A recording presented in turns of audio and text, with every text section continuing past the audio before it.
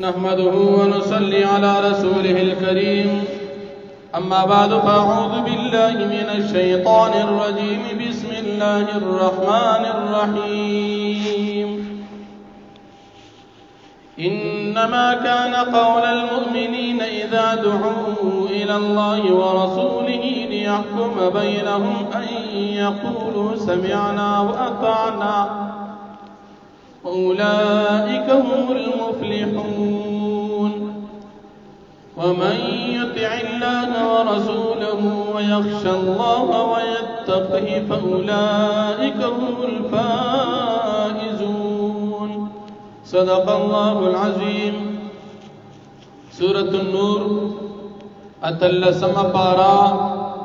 یو پندوستم نمبر آیت دی د دې رکوع د مخکې رکوع سره ربط او مناسبت دادي چې په مخکې رکوع کې د منافقانو قباحتونه بیان شو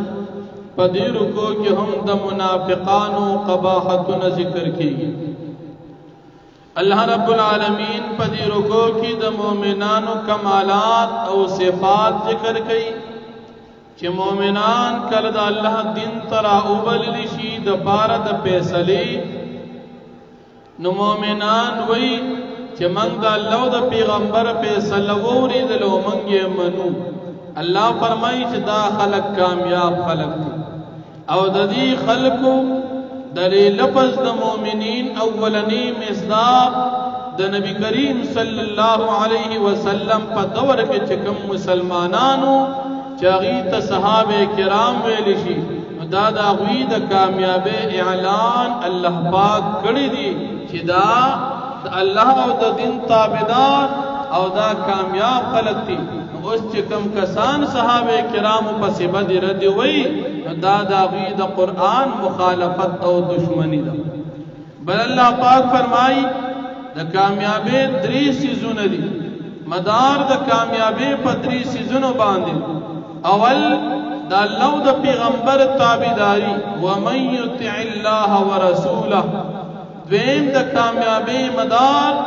په خشیت الهی باندې دا الله رب العالمین نه یرا چې انسان د الله نه یریږي ګناه باندې کوي او دریم مدار د کامیابی تقوا چې انسان د الله رب العالمین نه یریږي او د ګناهونو ځان ساتي معصیت نه ځان ساتي دا د کامیابی اصول چې چا سره وي الله فرمایي فاولئک هم الفائزون چې دا خلق چې دي دا کامیاب خلق بیا الله رب العالمین د منافقانو حالت ذکر کړي منافقانو به نبی کریم صلی الله علیه وسلم ته مضبوط قسمونه خوړل ته مونږ ته حکم کوا مونږ ستا په حکم باندې ارسکو کته مونږ ته وی چې jihad تلارشه jihad لمزو مونږ کو ساره خبره منو الله فرمایي چې دې منافقانو توي قسمونه مخوري د دې پیغمبر تابعداري کوي پته بولږي تابعداري نه کوي ایمان مزره کې نشتا او وسه قسمونه خوري که تاسو پزره کې دنکم کفر دی دا ګور د الله نه پټ نه دی نبی علیہ السلام ته قسمونه اخري ذکر د تستاسو د زړونو حال معلوم نه دی ذکر د زړونو پر ازونو خبردار ذات الله رب العالمین دی هغه پتا سو باندې پیری سچ مخامخ کوي او سچ بزره کې ساتي د دې ټول هر څه علم الله ته دی نو قسمونه مخري د الله او د پیغمبر تابعداري او کوي په دې کې تاسو نجات بیا الله رب العالمین نبی کریم صلی الله علیه وسلم ته تسلی ورکړي ته دې خلکو ته د الله او د پیغمبر او د دین خبره کې کدی تا نه مخواله او ستا خبره نه مانی نو په دې ته خپکیږه تا خپل ذمہ داری سر تو رسوله دین دی وته بیان اوس منل او نه منل د دې ذمہ داری پدې ده منی او کنه منی ذمہ داری د پیغمبر علیہ السلام سره ته ورسید کافر ته پیغام ورسید کمه خیوالو نی منی باغی کتاب باندې سو جرم نشتا ها که بل فرض تابعداری ستا وکړه دا خلق به هدایت او کامیابی ته ورسیږي او که تابعداري ونکړه نو پتا باندې ذمہ داری نور نشته وما علی الرسول الا البلاغ المبین په پیغمبر باندې نور څه نشته مگر ښکاره دین رسول دین دیو رسو که دی نه مني دی ته به د هغې بدله ملاویږي نو ته په دې باندې خفه کېږه ما نبي علیه السلام ته الله تسلي ورکړي. بیا حضرت ابی ابن کعب رضی الله عنه فرمای چې په مکی زندګۍ کې نبی کریم صلی الله علیه وسلم سره چې کوم ملګرو صحابه کرام ډېر سخت دور د کافرانو نه طرف نه ډېر زیات ظلمونه کېدل. صحابه کرام نبی علیہ السلام ته راغلل چې یاره چې دا تکلیفونو دوران به چېرته ختم شي دا کافران خو به موږ ډېر زیات ظلمونه کوي د دې نه به چېرته خلاص شو. تر دې چې صحابه کرامو به هر وخت ځان سره خپل اسلحه ګرځوله د خپل حفاظت دپاره. نن که ځان د حفاظت دپاره اسلحه ګرځې خلک اعتراض کوي دا ولې ګرځي صحابو ګرځول پیغمبر ګرځوله. بعضې بزرګان پکې لا داسې هم وي توکل پکار دی نو توکل د پیغمبر نه غټ د بل چا شته څه پیغمبر ځان سره اسلحه ولې ګرځوله. د صحابه کرامو غټ توکل د چا شته لکه باید سړی وي که نه ادا په یاد چې کوم بزرګي او که چا سره اسلحه د حفاظت وویني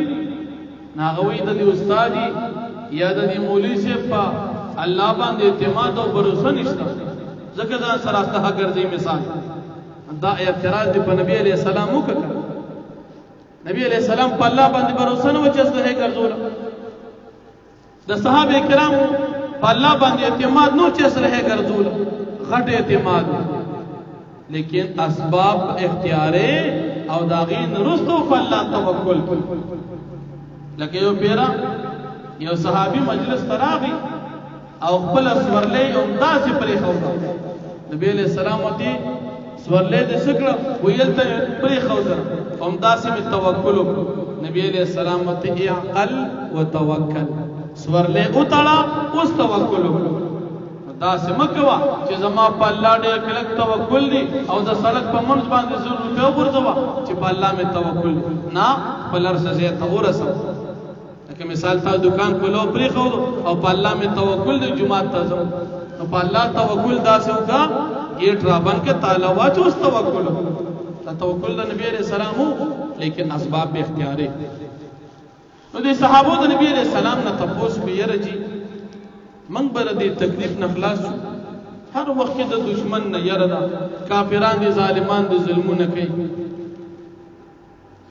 او بیا هم د دې نه مونږ یره کیږو. الله جل شانه دا آیت نازل کړ. په دې آیت کریمه کې الله جل شانه مسلمانانو سره یو څو وعده وکړ. اول وسره وعده دا وکړه چې صحابه کرام دا کافران په تاسو زورور دي تاسو به یو وخت کې په دې باندې غالب شئ. د دې ځمکې بادشاهان دوی دي دا بادشاهي به تاسو له درکو او مغه شان وشوله. الله جل شانه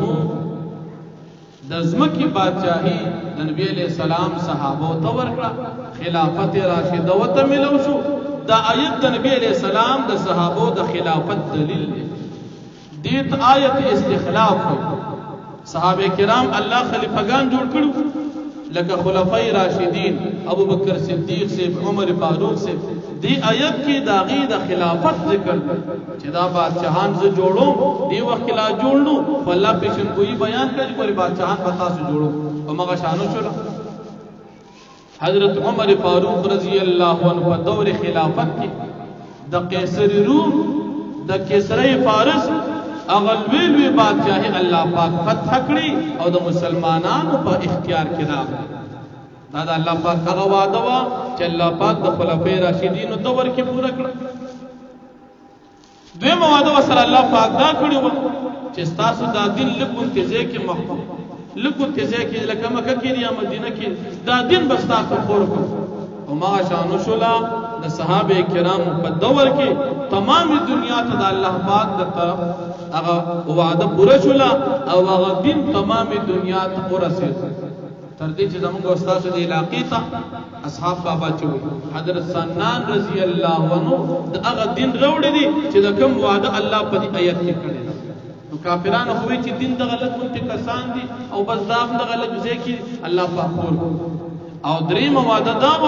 چې تاسو به د کافرانو نه یریږي دا ير بس تاسو ختمه کړئ د صحابه کرامو په خلافت راشده دور کې کافرانو نه د مسلمانانو یره ختم شو بیا به کافران د مسلمانانو نه یریدل مسلمانان غالب شو او کافر مغلوب شو او سلورم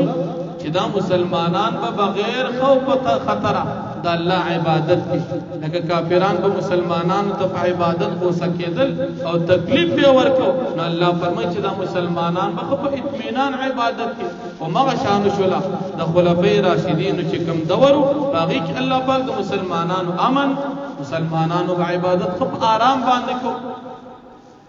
نو دا آیت کریمه د خلافت راشده دلیل بیا الله جل شانه د کامیابی اصول بیانې چې تاسو منځونه کوي عبادت بدنی زکات ورکوي عبادت مالی او د نبی کریم صلی الله علیه وسلم تابعداري کوي د دې لپاره چې په تاسو باندې الله رحم کیږي بل دا کافران دي نو کدی ډیرم کفر کوي خدا الله نه بچ کیږي نشي او دی الله پاک سره مقابله نشي کولی دی الله جل شانه جهنم تیار کړی دی نو په دې آیت کې د الله رب العالمین عظمت معیاري نو الله پاک فرمایي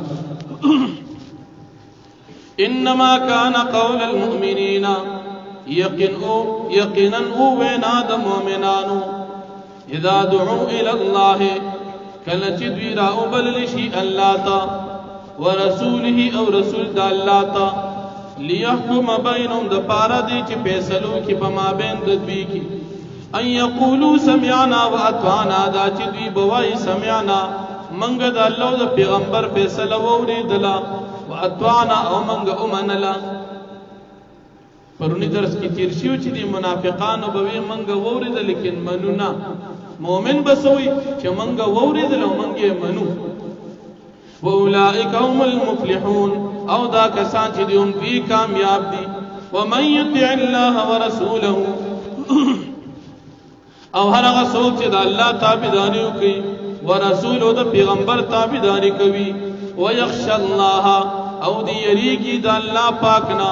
ويتقي او دې تقوی اختیاري د ګناهونو نه ځان ساتي اولئک هم الفائزون پس دا کسان چې دوی کامیاب دي واقسموا بالله جاد ايمانهم او دا منافقان قسمونه کوي په الله باندې مضبوط قسمونه لئن امرتهم ليخرجن کچره تدوی ته حکم کی خامخا بدی اوزی جهاد تا دیدا قسم قل تو فرمائے پیغمبر علیہ السلام لا تقسموا تاز قسم نمکوي طاعت معروفا تابعداری مطلوب دستا سنا طاعت بکار دی پیغمبر علیہ السلام د شریعت ان الله بشک الله پاک خبیر خبردار دی بما تعملون بعمل استاس باندې قلتو فرمائے پیغمبر علیہ السلام اطیعوا اللہ دا اللہ تابداریوں کئی واطیعوا الرسول تابداری دا پیغمبروں کئی فإن تولوا پس کچرتا سمخوارو اے کافرانو فإنما علیہ پس یقینا دپدی پیغمبر علیہ السلام باندی ما حق ذمہ داری حملا چې د دې ته حکم شوی دی چې غدن رسول دی وعلیکم او د پتا سباندی ذمہ داری ما دا غسو حملتم چې پتا سباندی مقرر شوی د پیغمبر تابعداری وان تطيعوه تهتدوا کچرتا سو تابعداری د پیغمبر کو هدایت به بیامومي وما على الرسول الا البلاغ المبين او نشته دی په پیغمبر باندې مگر رسول ښکارا وعد الله الذين امنوا منكم وعد کړ الله پاک دې کسانو سره چې ایمان نوړي دي منکم استاسنا مراد تر صحابه وعمل الصالحات او دوی عمل نکوي دنه کې لا يستخلفنهم في الارض خام خابا الله پاک خلیفگان جوړ کی دی پسمکه کې کما استخلف الذين من قبلهم لك الله پاک چې خلیفگان جوړ کړي وا کسان چې مخکې د دوینو مراد پیغمبران ولا يمكنن لهم او خام خابا قدرت ورکړي الله پاک پیتا مضبوط کې د دوی د پاره دینهم الذي دین د دوی اغا ان تدوالم چلا پاک وکړي دي د دوی د پارا ولا يبدلنهم او خامخاب الله بدل کی د دوی د پارا من بعد خوف پس د ير د دوی نه امن امن یا رب ختم کی یعبدوننی بی با عبادت کوي زما لا یشرکون به شیئا دی بشرک نه کوي په ما باندې د هیڅ ومن کفر بعد ذلك او رغسو چې کفر کو پس د دینا